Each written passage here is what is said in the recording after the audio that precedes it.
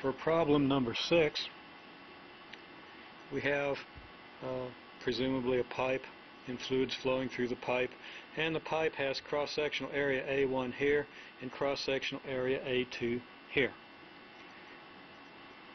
What we want to know is what's the relationship between these cross-sectional areas and the velocities at these 2 points.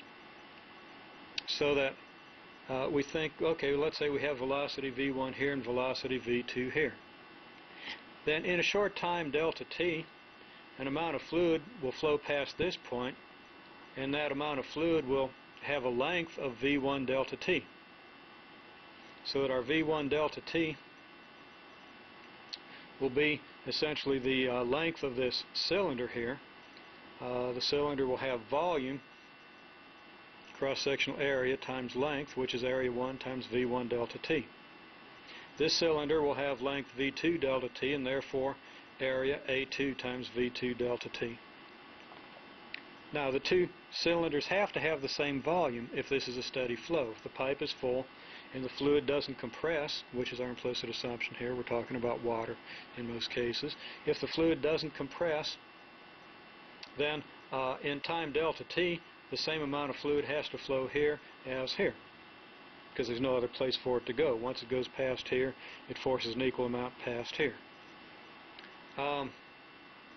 Since they have the same volume, well, the volumes are just cross-sectional area times length, cross-sectional area times length. We get these expressions, and of course we have delta t common to both sides, so we can divide it out, and we get A1 V1 equals A2 V2. This is often called the continuity equation. Now, if A1 V1 equals A2 V2, then we can solve this for the ratios in any of several ways. If we divide both sides by A1 and then by V2, we get A2 over A1 equals V1 over V2, which implies that V2 equals V1 multiplied by A1 over A2. Again, just doing some simple algebra.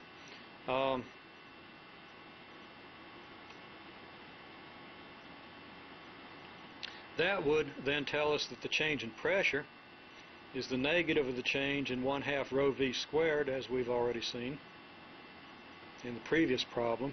You might want to refer back to that. But the change in pressure is the negative of the change in 1/2 rho v squared, which is a negative of 1/2 rho v2 squared minus 1/2 rho v1 squared. That is the second minus the first value of 1/2 rho v squared. And if we take the negative sign through, that switches the signs. It gives us 1/2 rho v1 squared minus 1/2 rho v2 squared. But v2 is just v1 times a1 over a2, so we have v1 squared times a1 over a2 squared. And that's getting a little bit deep into the algebra, but that is the expression for the change in pressure. We don't really have to go that far with our algebra. We can simply calculate these things according to a coherent scheme. We have velocity v1, area a1 and a2. Now that's what's given in problem 6. We know the first velocity and we know the two areas. Given the velocity and the two areas, how do we find the change in pressure? Well, from the two areas, we get the ratio a1 over a2. And then from velocity v1 and the ratio a1 over a2, we get velocity v2. Because, of course, we do need to understand that v2 is v1 times a1 over a2.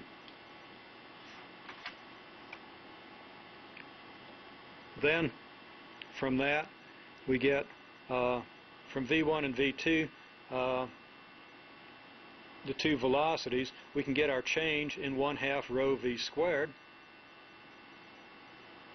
just by doing 1/2 rho v2 squared minus 1/2 rho v1 squared, we get that change. And the negative of that change is our pressure change.